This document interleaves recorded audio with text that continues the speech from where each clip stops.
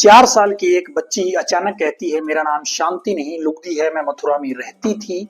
मेरी शादी हो चुकी है और मेरी मौत हो गई थी। परिवार चौंक जाता है। डॉक्टर कहते हैं ये कल्पना है, लेकिन वह बच्ची उस घर का पता तक बता देती है जहां पर वह कभी रही ही नहीं थी। क्या वाकई ऐसा हो सकता है? क्या एक आत्मा फिर से जन्म ले ले? क्या विज्ञान इस रहस्य को समझ पाया? आइए आज जानते हैं पुनर्जन्म की वो सच्चाई। साल 1930 जब शांति देवी सिर्फ 4 साल की थी, तब अचानक उसने कहना शुरू किया, मेरा नाम शांति नहीं लुगदी है, मैं मथुरा में रहती थी। मेरी शादी केदारनाथ से हुई थी। मेरा एक बेटा भी है और मेरी मौत बच्चे को जन्म देते वक्त हुई थी। उसने अपने पुराने घर का पूरा पता भी बताया। जब जांच की गई तो वास्तव में लुगदी नाम की महिला की मृत्यु मथुरा में उसी तरह हुई थी जैसे शांति देवी बता रही थी। उसका पति भी जिंदा था और शांति ने मिलते ही उसे पहचान लिया था। गांधी जी ने इस केस की जांच बैठाई और जांच कमेटी ने रिपोर्ट में कहा कि इसमें पुनर्जन्म की संभावना से इनकार नहीं किया जा सकता। साल 1988 तोरन सिंह उर्फ टीटू 55 से ही कहता है, मैं आगरा में रहता था, मेरा नाम सुरेश वर्मा था, मेरी सुरेश रेडियो के नाम से एक दुकान थी, मेरी पत्नी का नाम उमा था और मुझे गोली लगी थी। टीटू ने अपनी दुकान की पहचान की। उसने दुकान में निर्माण परिवर्तनों, पुराने फोटो और मैनेजर आदि की जानकारी दी। टीटू ने अपने परिवार, अपनी पत्नी उमा वर्मा और 2 बच्चों तक की पहचान की। उसने बयान दिया कि गोली दिमाग में दाईं ओर से घुसकर पीछे से निकली थी, जो कि पोस्टमार्टम की रिपोर्ट से बिल्कुल मेल खाती थी। डॉक्टर इयान स्टीवेंसन एक चिकित्सक अमेरिकन साइकेट्रिस्ट थे, जो कि पुनर्जन्म की विचार में अपनी रुचि और 40 वर्षों में 3000 से अधिक बच्चों के मामलों की जांच के लिए जाने जाते थे। उन्होंने वर्जीनिया विश्वविद्यालय में पुनर्जन्म अध्ययन विभाग के संस्थापक और निदेशक के रूप में भी काम किया है। डॉक्टर इयान स्टीवेंसन और उनकी असिस्टेंट एंटोनिया मिल्स ने टीटू के केस का अध्ययन किया और पाया कि टीटू ने कुल मिलाकर 31 सटीक बयान दिए हैं, जिनमें नाम, स्थान, व्यक्ति आदि शामिल थे। पुनर्जन्म का मतलब क्या होता है? पुनर्जन्म का अर्थ क्या है? पुनर्जन्म यानी रीबर्थ और रीइंकार्नेशन, मतलब दोबारा जन्म लेना, जिसके अनुसार एक व्यक्ति मरता है तो उसकी आत्मा फिर से नए शरीर में जन्म लेती है। यह एक धार्मिक और दार्शनिक अवधारणा है, फिलोसफिकल आइडिया है। पुनर्जन्म लेने की अवधारणा कई धर्मों और दर्शनों में पाई जाती है। उनमें से मुख्य हिंदू धर्म, बौद्ध धर्म, जैन धर्म और सिख धर्म हैं। अगर हम धार्मिक और आध्यात्मिक दृष्टिकोण से बात करें तो हिंदू धर्म कहता है कि आत्मा अमर है, शरीर बदलती रहती है। जैसे पुराने कपड़े बदलने पर नए कपड़े धारण किए जाते हैं, वैसे ही कर्मों के आधार पर आत्मा को नया जन्म मिलता है। हिंदू धर्म के अंदर जय और विजय की एक कहानी है। जय और विजय भगवान विष्णु के बैकुंठ के द्वारपाल होते हैं। श्राप की वजह से उनको धरती पर जन्म लेना पड़ता है, तो उनका जो पहला जन्म होता है वो होता है हिरण्याक्ष और हिरण्यकश्यप के रूप में।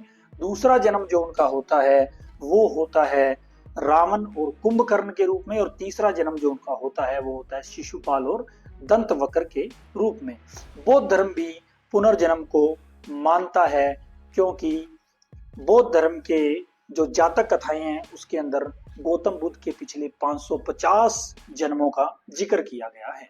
जैन धर्म कहता है कि कर्मों के प्रभाव से जीव बार बार जन्म लेता है और मृत्यु के चक्कर में फंसता है और मोक्ष प्राप्ति करने के लिए इस चक्कर से मुक्ति मिलती है। जैन धर्म के अंदर भी भगवान महावीर के पूर्व जन्मों का जिक्र किया गया है, जो कि जैन ग्रंथों में लिखा हुआ है। सिख धर्म, या हम उसको गुरमत कह दें या हम संत मत कह दें, वो भी पुनर्जन्म को स्वीकारता है। गुरबाणी में कहा गया है कि ईश्वर की भक्ति से जन्म मरण के चक्र से मुक्ति संभव है। गुरबाणी अर्थात गुरु ग्रंथ साहिब में फिर जोनी पाई है मर जन्मे वार वार, बार बार जन्म और मरण की योनियों में आत्मा घूमती रहती है, अंग नंबर 115 में लिखा हुआ है। ईसाई धर्म और इस्लाम धर्म पुनर्जन्म की मान्यता को पूरी तरह से नकारता है। क्यों नकारता है, इसके ऊपर हम अलग से चर्चा करेंगे। अब हमारा अगला क्वेश्चन आता है, पुनर्जन्म होता ही क्यों है, क्या कारण है पुनर्जन्म का। तो पुनर्जन्म का जो सबसे बड़ा कारण है वो है द लॉ ऑफ कर्मा, कर्म फल सिद्धांत। क्या है कर्म फल सिद्धांत? कर्म फल सिद्धांत बताता है जो कर्म आप इस जीवन में करते हैं उसका फल आपको या तो इसी जन्म में भुगतना पड़ेगा या फिर भविष्य के जन्मों में भुगतना पड़ेगा, अर्थात आपको उसका फल अवश्य मिलेगा। कर्म का सिद्धांत कहता है कि हमारे हर अच्छे या बुरे कर्म का फल हमें जरूर मिलता है।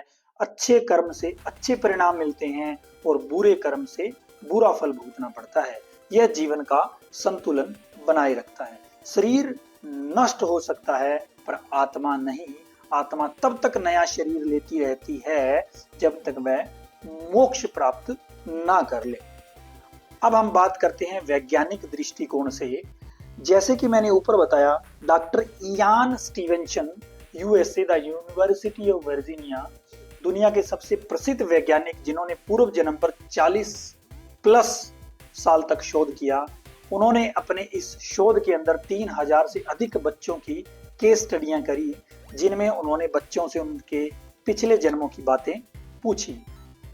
उन बच्चों ने अपनी इन बातों में नाम, स्थान, परिवार और मृत्यु का कारण बताया।